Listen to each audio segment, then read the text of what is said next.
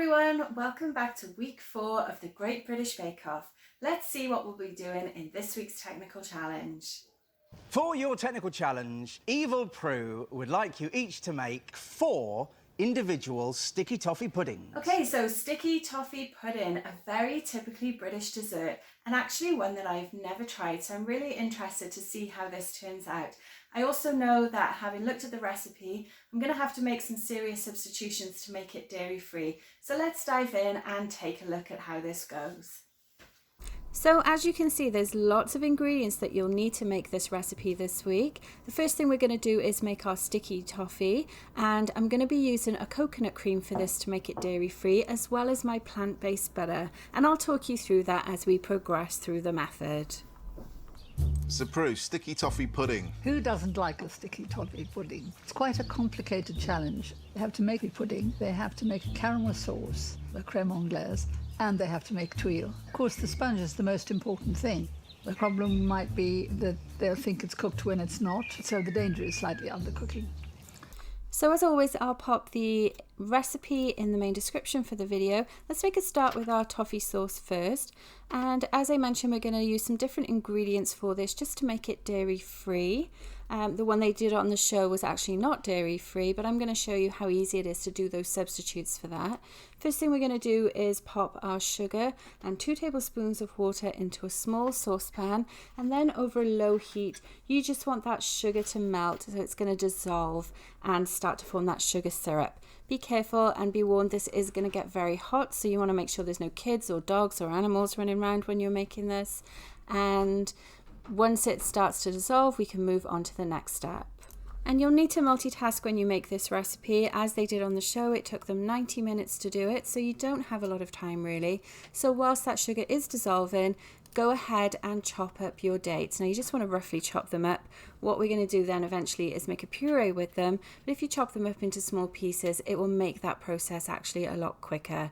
Also, something to note as well is when we are waiting for this sugar to dissolve, you don't actually want to stir it. What you'll notice throughout this video as I'm making the syrup is that I actually will swirl the pan rather than put a spoon in it to do it. So just swirling it like so. Again, be careful, you want to make sure this doesn't spill out or go over you when you do this. And then we're going to add our dates to a heat-proof mixing bowl. And I'm just waiting for some water to finish boiling, so while I'm waiting on that, I'm just going to give my sugar a quick swirl again. And then we're going to go ahead and add that water to our dates. Now this is going to help break them down and soften them up so that we can make that puree in a little while. We're going to add a touch of bicarbonate of soda to it as well, just to help with that process. And then you want to let this sit and just soften up for 15 minutes. Gotta wait for this now to go to a nice golden colour. It's starting to brown. Okay, so this is the fun bit. This is where you can see our sugar has gone that really nice dark amber colour. So that means we're ready to take it off the heat and add the rest of our ingredients to it. So I'm just going to pop that on a heat resistant placemat here, just so it doesn't burn my counter. Now we're going to go ahead and we're adding our coconut cream to it. Again, this is because I want to make it dairy free. Make sure you get all of that in there, and also my plant-based butter as well. Now you may find that it will instantly start to seize up a little bit, but don't panic, that is perfectly normal. It happened to the contestants on the show as well. You can see right at the bottom here, I've got a little bit of that toffee that just formed instantly when the cold ingredients were put into it.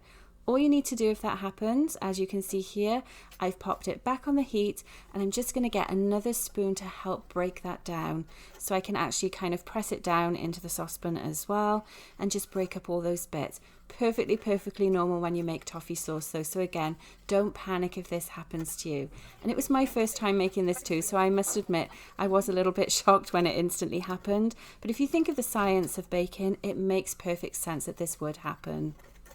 Okay, so that is looking good. It smells amazing too. I absolutely can't wait to try this, but obviously you wouldn't want to try toffee sauce when it is this hot. It would burn you. So again, be very careful when you're making it. The last thing we need to do now is add some vanilla to it. I'm just adding my regular vanilla bean paste. Pop a little bit of that inside and then stir it, and your toffee sauce is good to go. So I'm going to transfer that to another container and move on to the next step. And the next step is to make the pudding batter. We've got the chopped dates, the self-raising flour, butter, dark muscovado, sugar, and butter. I've said butter already, haven't I? And the chopped dates. And before we do our batter, we first of all need to puree up our dates. So I'm just going to pop them into a food processor and then just pulse them or puree them, whichever settings you have. You just want to keep going with it until you get a really nice smooth paste.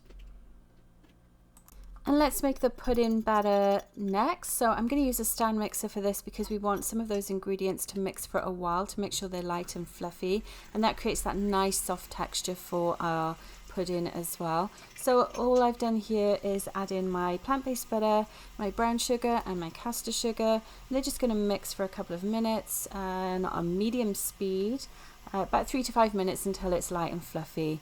Now whilst that's doing the mixing for us, I'm going to go ahead and prepare my ramekins for this.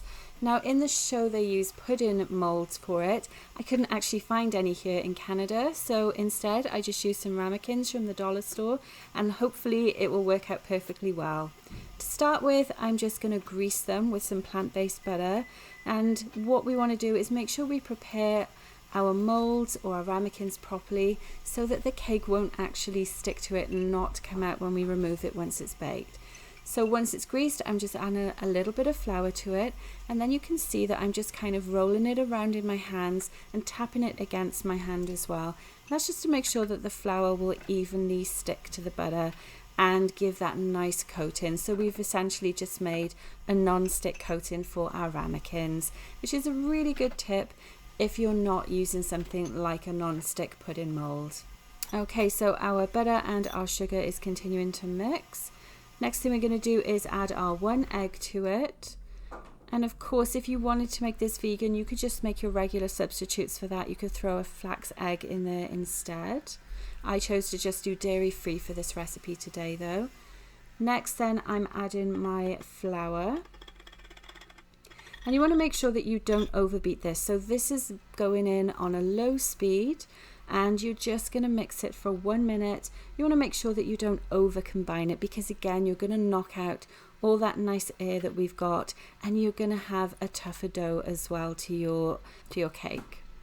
Scrape down your attachment once that is done. You can see there's still a little bit of flour, so I'm going to quickly combine that with my spatula. And then we're going to add our date puree to it. Now for this, you don't want to stir it in, which is why I've taken it off the mixer. Instead, I'm going to fold it in with my spatula. Again, that's just to keep that nice texture to our batter. And that looks great. It's such a nice caramel color too. So you can see straight away, this is where the sticky toffee pudding gets its color from. It's all those nice autumnal tones and the richness of the dates as well. So let's move everything to one side.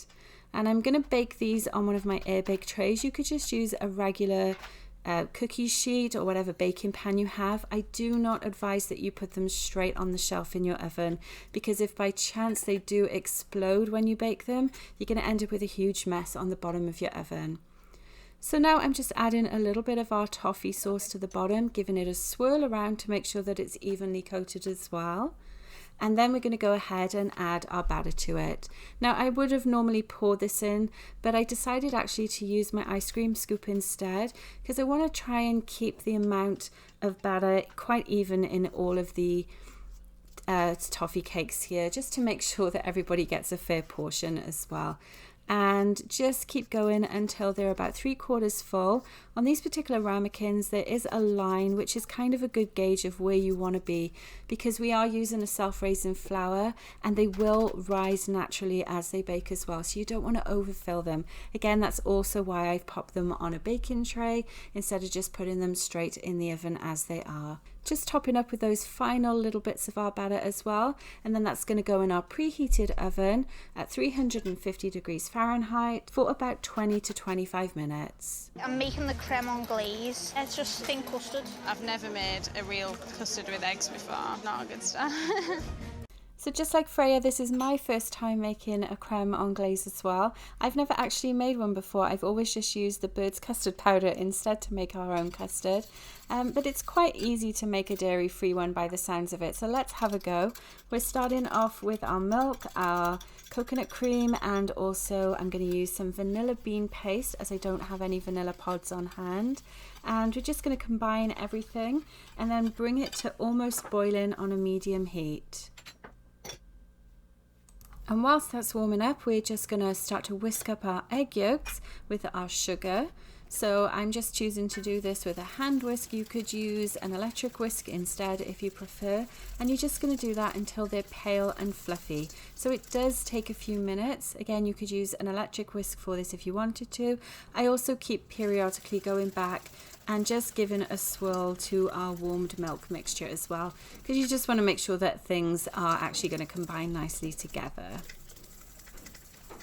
And just a quick edit so you're not sat watching me whisk for ages. Now that my milk is ready, I'm going to add that to our eggs and then just stir that in continuously as well so it's nice and combined. Then we're going to pop all of that back into our saucepan and cook it again over a very low heat for 3 to 4 minutes. Now I did also forget to mention that I'm using an almond milk for this, not dairy milk, because again this is dairy-free creme anglaise, and almond milk will give you that nice creaminess that regular milk would have. And now we're going to do our final check on the creme anglaise to see if it's ready. And the general rule of thumb with this is that if it coats the back of a spoon, then it is good enough for you to take off the heat. It should be nice and smooth, and it should be starting to thicken up at this point as well. So again, I'm just going to take it off the heat. You can see the steam coming off of it, and then I'm going to transfer it into a mason jar so that it can cool down a little bit. Again, you can see that little bit of thickness that's occurred as it starts to cool down. Not quite as smooth as I would like it to be, but again, my first time making it, and the technical challenges are always a bit of fun anyway. So it smells good. I'm sure it tastes good too. There's our 2 sauces done. Bakers, you have 5 minutes left. Time to get them out. Shaky, shaky, shaky. There's sticky toffee pudding. Okay, so these ones look a little bit better than Maggie's. They've risen really nicely and they've got a beautiful golden colour to them as well. And they're a little bit springy as well, which is exactly what they said they should be like in the recipe. So these look great. How on earth do I just... Come on. I'll take that. Boom. Okay, so this is the bit I've been most nervous about. Time to turn mine over and see if it comes out nice and cleanly. Give it a little bit of a shake from side to side, and there you go. So I don't have that toffee running down it like some of the contestants did, but you know what? For my first attempt at sticky toffee pudding, I'm pretty pleased with it. It's risen really nicely, beautiful colour, and it looks fantastic with the sticky toffee sauce on it too. That is a lovely light sponge. You can see it's baked all the way through with that beautiful caramel on the top. Creme Anglaise is beautifully smooth, and it's that blend between the two. The whole lot is lovely together. Okay, so let's do the all-important taste test, see what it tastes like. And as I said at the start, this is the first time I've ever tried sticky toffee pudding. So it's really nice and soft as you break into it. Let's see if you can see inside, really nice and crumbly. I've got some of that toffee sauce on it as well, so let's try it.